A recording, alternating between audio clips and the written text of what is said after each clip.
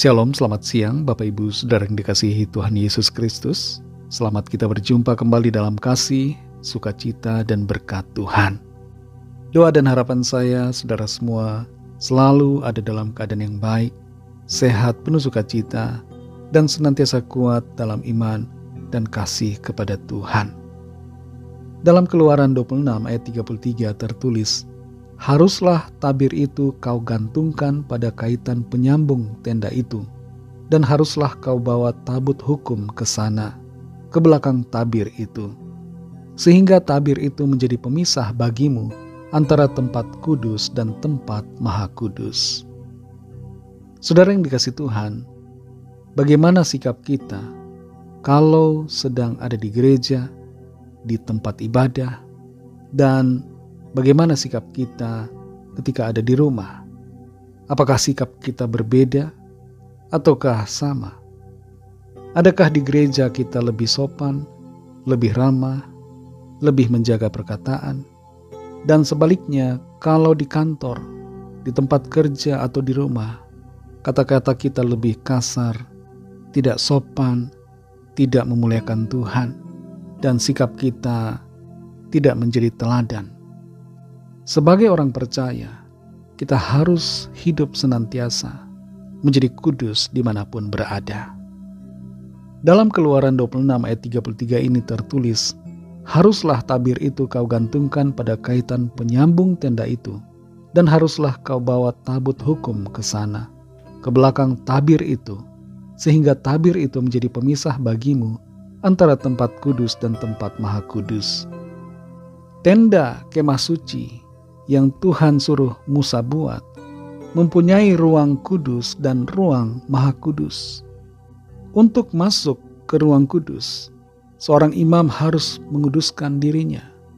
Dan terlebih daripada itu, untuk masuk ke tempat maha kudus, di mana tabut perjanjian berada, seorang imam yang bertugas harus benar-benar menguduskan dirinya, supaya jangan sampai hadirat Allah yang kudus membuat dia mati karena tidak berkenan. Dalam peristiwa penyaliban Tuhan Yesus, di saat dia disalibkan, terjadi suatu fenomena atau peristiwa di mana tabir bait suci yang memisahkan antara ruang kudus dengan ruang maha kudus itu terbelah dua. Tidak ada lagi pemisah antara ruang kudus dan ruang maha kudus. Apa artinya, saudara? Artinya bahwa kita semua yang percaya kepada Kristus beroleh kasih karunia, sehingga kita diberikan anugerah, privilege, kesempatan untuk masuk ke ruang maha kudus Allah. Tidak lagi kita memerlukan seorang imam untuk datang kepada Tuhan di dalam doa-doa kita, sebab Tuhan Yesus Kristus telah menjadi imam agung kita, dan kita dijadikan imam-imamnya, sehingga kita dapat datang kepadanya. Terbelah duanya tabir bait suci yang memisahkan ruang kudus dan ruang maha kudus, juga menandakan bahwa setiap kita seharusnya terus hidup dalam kekudusan. Tidak lagi membeda-bedakan tempat. Kalau di gereja kita harus kudus, di rumah boleh tidak kudus. Di gereja harus benar, di tempat kerja boleh tidak benar. Saat berdoa kepada Tuhan harus benar-benar hidup kudus. Saat berbisnis tidak perlu hidup kudus. Tidak demikian, saudara. Dimanapun kita berada, sebagai imam-imam Tuhan, kita harus hidup kudus, hidup benar, supaya kita selalu berkenan kepada Tuhan. Saudara yang dikasihi Tuhan, apakah pikiran kita masih membeda-bedakan sikap kita berdasarkan tempat? Mari saat ini, hiduplah benar, hiduplah kudus dimanapun kita berada. Jaga hati, pikiran, perkataan dan perbuatan kita, agar selalu berkenan di hadapan Tuhan dan menyenangkan hatinya. Mari kita berdoa.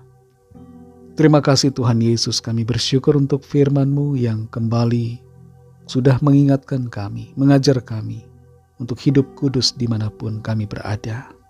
Tabir bait suci tabir kemah suci itu telah terbelah dua.